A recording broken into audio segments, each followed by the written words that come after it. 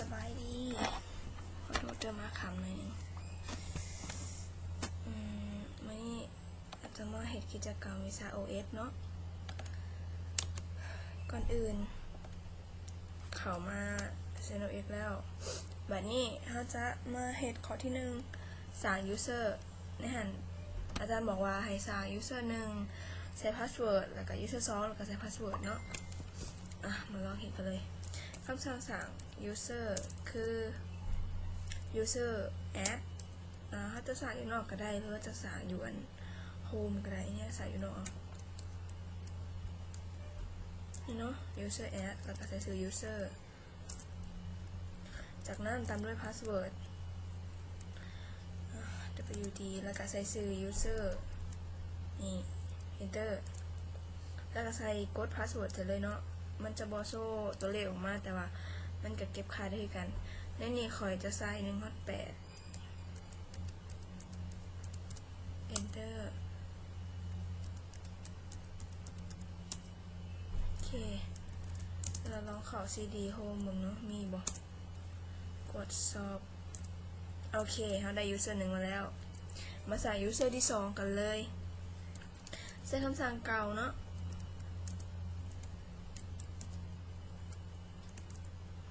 นี่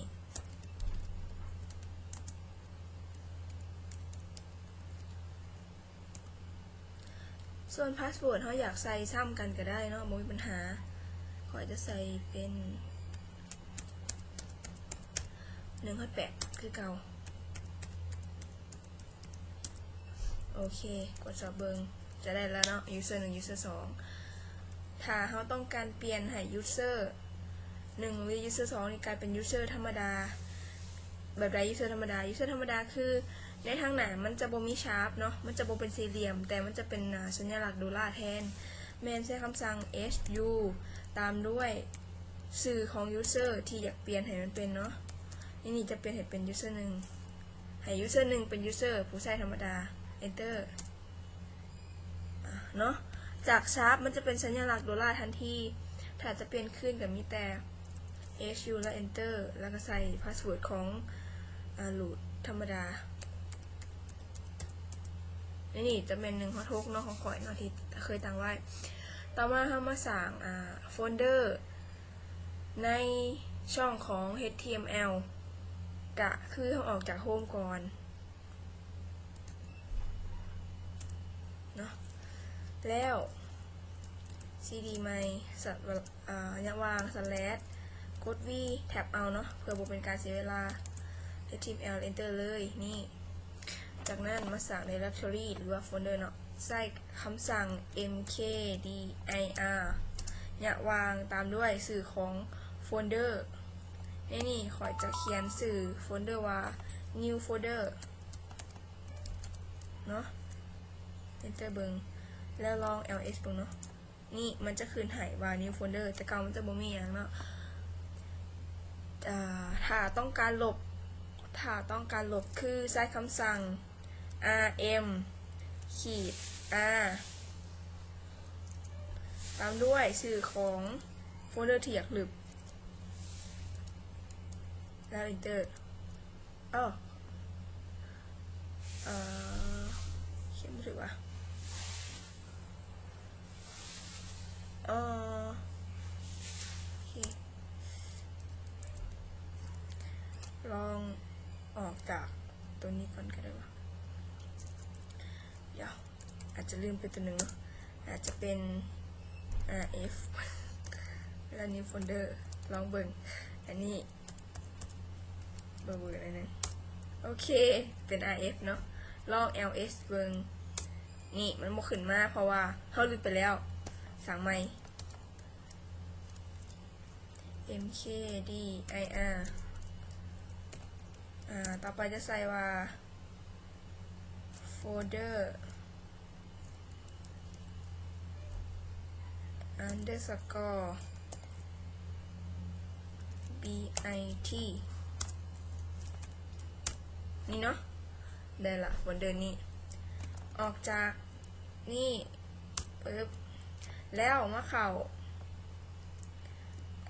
home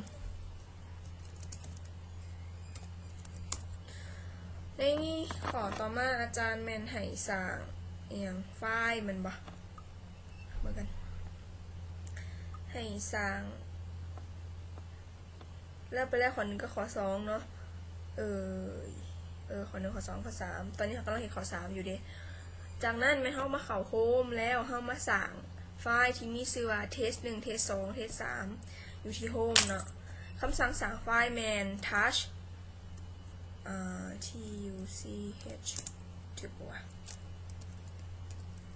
นี่ลองสั่งมา1ไฟล์ก่อนเนาะคำสั่งสั่งไฟล์ man touch แล้วก็ตามด้วยชื่อไฟล์แล้วใส่นามสกุลให้มันเป็น .txt ลอง enter เบิ่งแล้ว ls เนาะนี่เขาจะได้มาแล้วไฟล์1ชื่อว่า touch เอามาสั่งอีกไฟล์เป็นคำสั่งเดียวกันเนาะ touch test โอ้ยสมัยซื้อคือกันเนาะ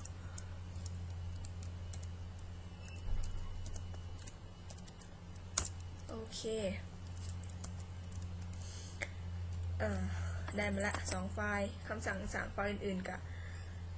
คือกันหรือว่าอยากสั่งพร้อมกันหลายๆไฟล์ก็ได้เพียงแต่ใช้คำสั่ง touch ซื้อไฟล์แล้วก็ดอทนามสกุลมันแล้วก็ย่าวางแล้วก็ซื้อไฟล์ต่อไปแล้วก็ใช้นามสกุลแบบนี้เนาะต่อมาเขาจะมาย่ายไฟล์ test 1 test 2นี่เนาะไปใส่นี้โฟลเดอร์ที่มันอยู่ช่อง html เนาะมันอยู่คนละวางเขาจะมาย่ายโดยใส่คำสั่งนี้เดี๋ยวจือนี่ตัวนี้เนาะ mv ตามด้วยสื่อไฟล์แล้วสื่อบอลที่เขาอยากให้มันไปอยู่มาลองกัน mv เป็น mv เพลงเนาะโอ้ย mv เนี่ยวางเอาไปอันนึงก่อนเนาะที่จริงกะเอาไป2อันก็ได้แต่ว่าอยากเบิ่งว่าจะไปบ่มันจะไปบ่มันสิดื้อบ่เนี่ยวางสแลชนี่บอลอยู่สามารถแท็บเอาไปก็ได้เนาะนี่เลนเตอร์เลยลองกดสอบเบิ่งนี่มันจะบ่มีแหละเนาะจะเลือกเทส2มาลองแยกเทส2บิ่งเนาะ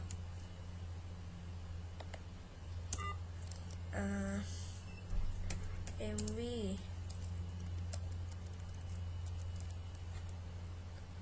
แล้วจะไปกดตัวนั้นตำลัง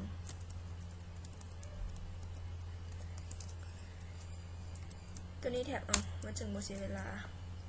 โอเคนี่เอ็มแต่ยูเซอร์เท่านั้นออกจากโฮมแล้วเขา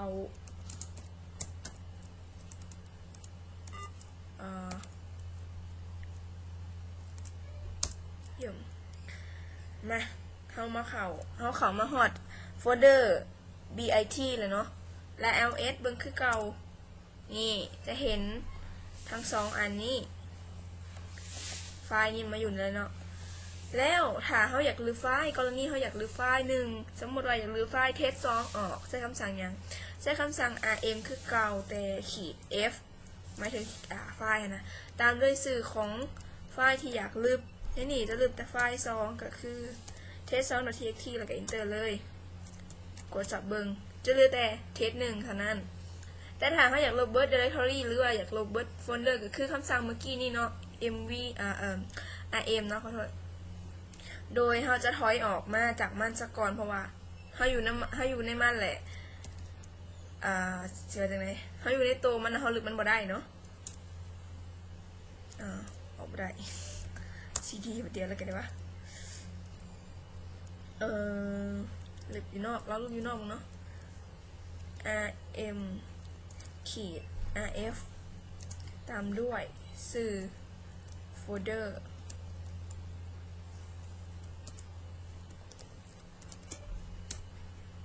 มันจะหลุดไปเลยเบิร์แล้วเนาะเดี๋ยวว่าแต่มันไม่เห็น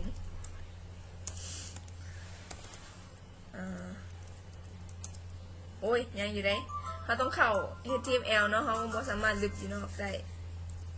เขาต้องเข้ามา html ก่อนมาช่อง html ก่อนจึงหลุดได้เนาะ ไหนวะผู้สอนนี่ก็ลงหน้าลงหลังเลย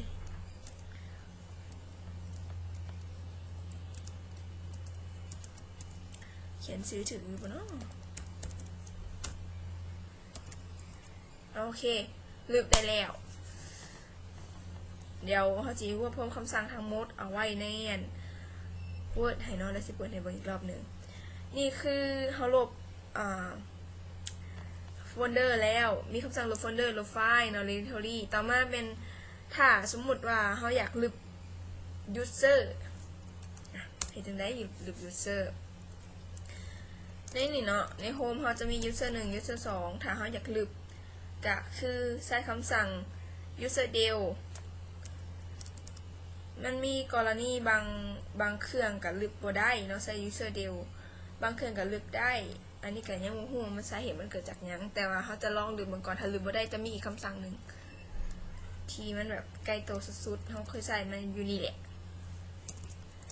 user del ขีด r ตามด้วยชื่อ user แบบนี้ก็ได้เนาะแบบนี้จะเป็นลึกทั้ง directory เลยแต่ลองเบิ่งว่าจะได้หรือบ่ได้เขาโฮมเบิ่งมานี่โอเคเขามีปัญหาเนาะลึกได้โตเมื่อกี้นี่โตเขาใส่นี้เขาลึกอยู่นอกเนาะแต่ถ้าอยากลองเขามาลึกอยู่ในกะลองเบิ่งมาลองเบิ่งว่าลึกอยู่ในสิได้บ่